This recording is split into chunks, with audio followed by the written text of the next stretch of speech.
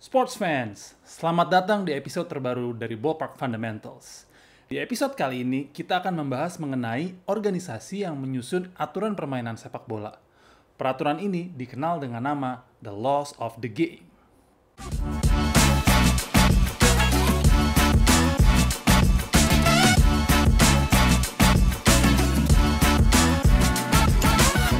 Kalian tahu nggak siapa sih organisasi yang menyusun The Laws of the Game? Apakah PSSI? Atau AFC mungkin di level Asia? Atau FIFA? Karena dia badan induk olahraga sepak bola di dunia. Salah. Bukan organisasi-organisasi tadi yang menyusun The Laws of the Game. Yang benar adalah IFAB atau The International Football Association Board.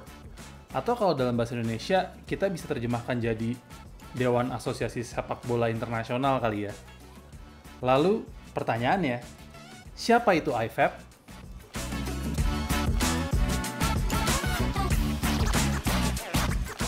IFAB adalah organisasi yang beranggotakan 5 organisasi induk olahraga sepak bola, yaitu English Football Association atau yang biasa disingkat dengan FA, Scottish Football Association atau SFA, Football Association of Wales dari Wales, Irish Football Association dari Irlandia Utara atau IFA, dan anggota IFAB yang terakhir adalah FIFA.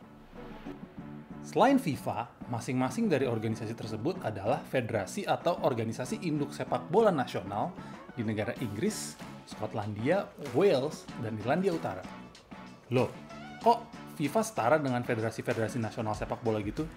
Bukannya mereka masing-masing anggota FIFA juga? Bener banget, memang keempat FA dari negara-negara Britania Raya tersebut adalah anggota dari FIFA, yang merupakan induk sepak bola di seluruh dunia. Tapi kita harus lihat dulu sejarahnya. Faktanya, keempat FA tersebut lebih dulu lahir dan mengelola sepak bola bertahun-tahun, bahkan beberapa dekade sebelum FIFA terbentuk. IFAB pun sudah berdiri jauh sebelum FIFA berdiri.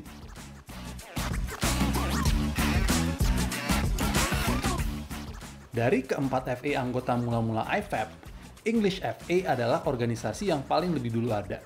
Bahkan, English FA adalah induk sepak bola tertua di dunia yang dibentuk pada tahun 1863. FA dibentuk sebagai organisasi resmi pertama yang mengatur sepak bola atau football.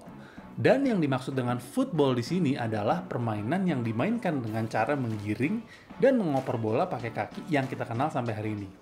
Resminya, olahraga permainan ini dikenal dengan nama Association Football atau sepak bola asosiasi atau World Football, yang dimainkan di bawah kewenangannya FIFA dan seluruh asosiasi anggotanya.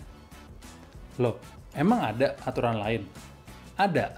Bahkan permainan football yang dimainkan sebelum zamannya FA, cara bermainnya sama sekali nggak kelihatan kayak permainan sepak bola yang kita kenal hari ini.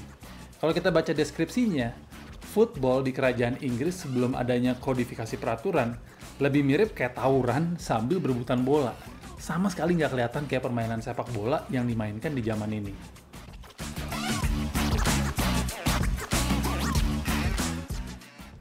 Pada pertengahan abad ke-19, jenis permainan yang dikenal dengan football di Inggris peraturannya macam-macam. Dan umumnya permainan ini dimainkan oleh beberapa sekolah di Inggris. Ada kurang lebih 7 sekolah terkenal yang memainkan berbagai macam permainan football ini. Dan 2 yang paling populer adalah sekolah yang namanya Eton dan Rugby.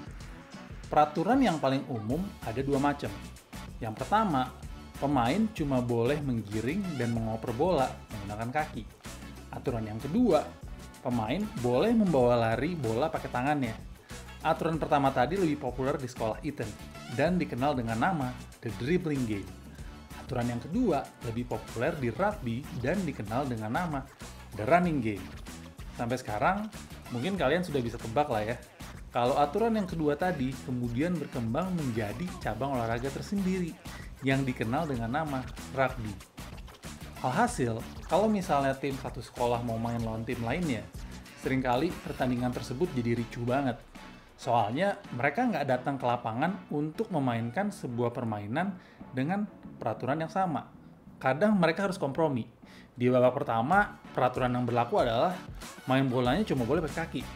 Terus di babak kedua, peraturannya adalah bolanya boleh dibawa pakai tangan.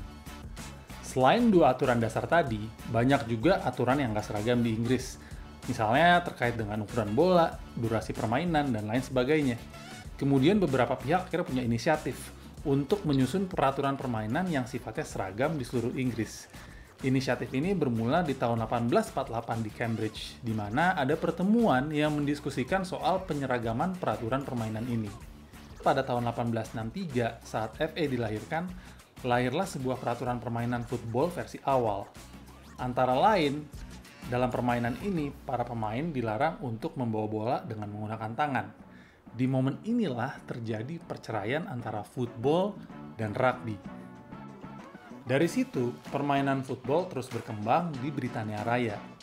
Tren ini berpuncak di pertandingan internasional pertama antara Inggris dan Skotlandia pada bulan November tahun 1872. Kemudian, ketiga negara yang lain selain Inggris juga menyusul dalam mendirikan Football Association-nya masing-masing.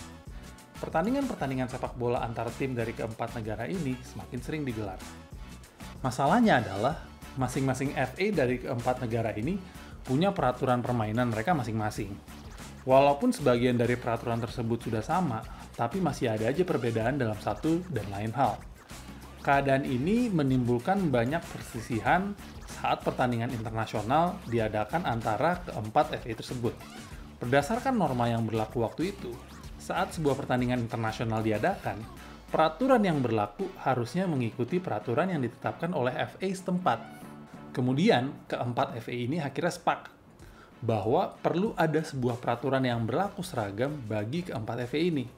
Kesepakatan ini berujung pada lahirnya IFAB pada tahun 1886. IFAB dibentuk oleh keempat FA ini sebagai penjaga atau guardian daripada laws of the game. IFAB bertugas untuk memelihara, untuk melakukan studi, monitor, dan melakukan perubahan terhadap the laws of the game.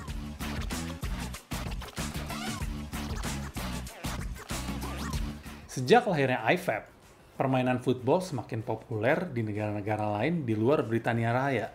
Tahun 1904, FIFA resmi didirikan oleh 7 asosiasi sepak bola negara-negara lain di Eropa, yaitu Prancis, Belgia, Denmark, Swiss, Swedia, dan Spanyol.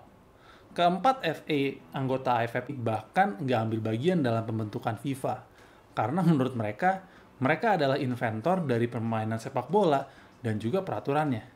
Jadi ngapain mereka harus ikut dalam asosiasi yang dibentuk oleh negara-negara yang bukan menjadi bagian dari mereka. Uniknya adalah, meskipun para asosiasi anggota IFAB menolak bergabung dengan FIFA, saat FIFA berdiri, justru FIFA sukarela mengadopsi peraturan permainan yang telah disusun oleh IFAB. Setelah berapa tahun FIFA berdiri, mereka minta secara formal ke IFAB untuk dilibatkan dalam struktur organisasinya IFAB. Pada tahun 1913, IFAB resmi menerima FIFA sebagai anggotanya, dan berdasarkan keanggotaannya, FIFA menjadi sederajat dengan keempat FA Britania Raya dengan memiliki hak suara yang sama dengan keempat FA tersebut. Dari sini, FIFA terus menjadi bagian dari IFAB dan mengakui kewenangan IFAB dalam menyusun laws of the game. Hal ini bahkan ditegaskan oleh FIFA dalam statutanya sendiri. FIFA menegaskan bahwa seluruh asosiasi anggotanya cuma boleh memainkan permainan sepak bola asosiasi yang sesuai dengan laws of the game yang ditetapkan oleh IFAB. Dan hanya IFAB yang boleh menetapkan ataupun mengubah laws of the game. Saat ini, masing-masing FA Britania Raya memiliki satu hak suara dalam rapat tahunannya IFAB, sementara FIFA memiliki 4 suara. Berarti FIFA memiliki 50% hak suara di rapat tahunan IFAB atau Annual Business Meeting. Dalam pengambilan keputusannya, terutama untuk perubahan laws of the game, IFAB memberlakukan prinsip simple majority atau pengambilan keputusan berdasarkan perolehan suara lebih dari 50%. Dengan ini artinya, walaupun FIFA memiliki sebagian dari jumlah hak suara di IFAB, FIFA sendiri nggak bisa merubah laws of the game, dan perlu hak suara dari setidaknya salah satu dari keempat FA yang lain.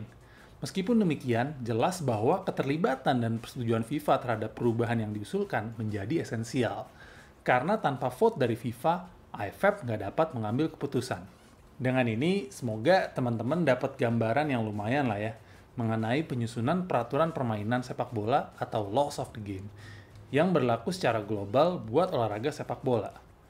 Walaupun FIFA adalah organisasi induk olahraga sepak bola tertinggi di dunia, Bukan berarti FIFA punya kewenangan eksklusif untuk mengubah peraturan permainan sepak bola. Setidaknya, hal tersebut tidak bisa dilakukan dengan keputusan FIFA sendiri. Karena FIFA bahkan tunduk terhadap kewenangannya IFAB yang merupakan organisasi yang sudah lebih dulu mengatur sepak bola sebelum hadirnya FIFA. Sekian dulu episode Ballpark Fundamentals kali ini. Like video ini kalau kalian dapetin info yang bermanfaat setelah nonton video kali ini. Jangan lupa buat subscribe di channel YouTube ballpark.id untuk terus ikutin konten-konten dari ballpark.id.